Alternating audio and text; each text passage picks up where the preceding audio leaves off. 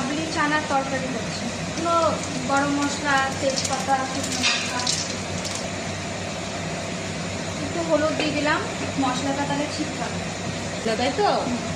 এবার মশলা চলে গেল। এখানে পেঁয়াজ বাটা, রসুন বাটাটা দিলাম, দেখলা একটু মশলা ঠিক থাকবে, একটু হলুদ দিয়ে দিলে মশলা ঠিক থাকবে।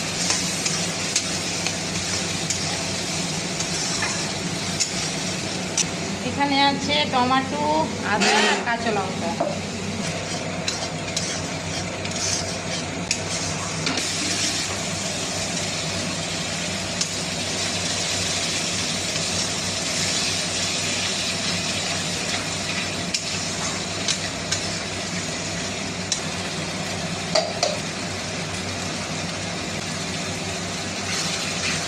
আমাদের কাবলি ছোলা এই যে সিদ্ধ হয়ে গেছে।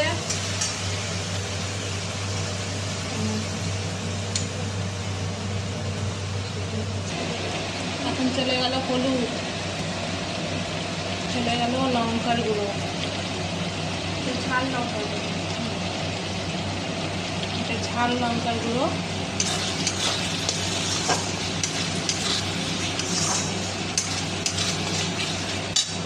চলে যাবে লবণ,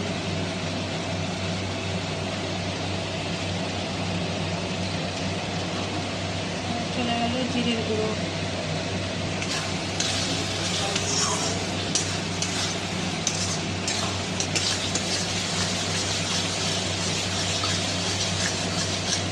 মশলাটা একটু কষুন, তেল ছেড়ে দেবে যখন, তখন দেবে একটু টক দই, টক দই দিয়ে টক দই। মশলাতে তেল ছেড়ে এসেছে, টক দই দিয়ে দিলাম।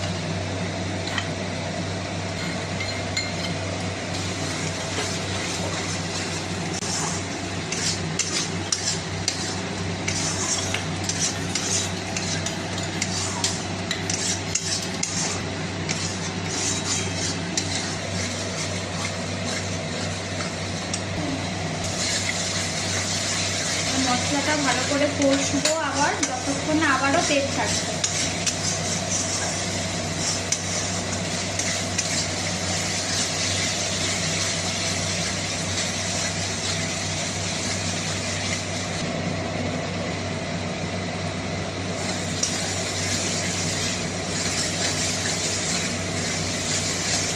তো মশলাটা এখন আমাদের হয়ে গেছে কষানো, দেখতেই পাচ্ছ তোমরা তেলটা ছেড়ে এসেছে।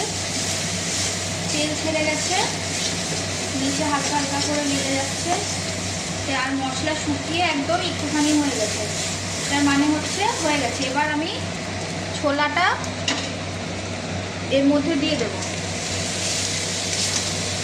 ছোলাটা সিদ্ধ করে জল ঝরিয়ে রেখেছিলাম, এই পর্যায়ে ছোলাটা আমি দিয়ে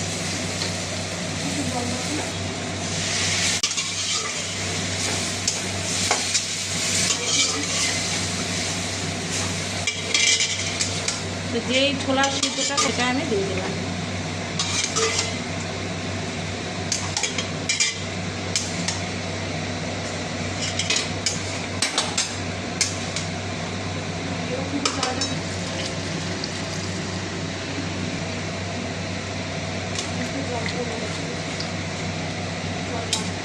আমাদের একটু জল লাগবে, সেই পর্যায়ে কাশ্মীরি লঙ্কার গুঁড়োটা দিয়ে দেবো, একটু বেশি করে দেবো।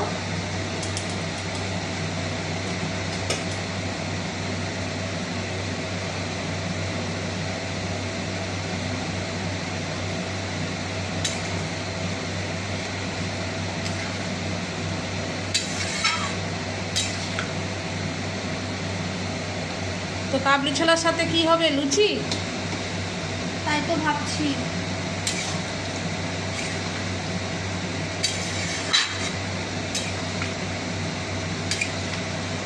আর একটু লাগবে।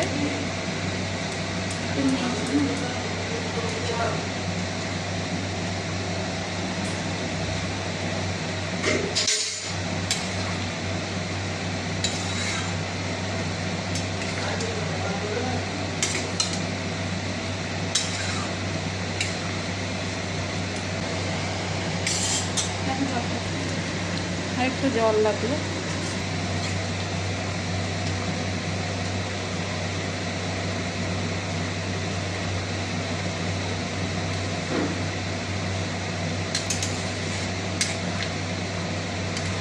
আর লাগবে না তো? না,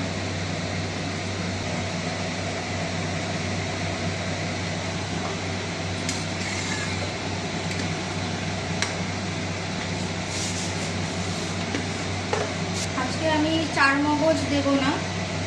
যারা চার মগজ খায় তাহলে এই পর্যায়ে তারা একটু চার মগজ বেটে দিয়ে দিতে পারে। এবার গরম মশলা দিয়ে দিবে।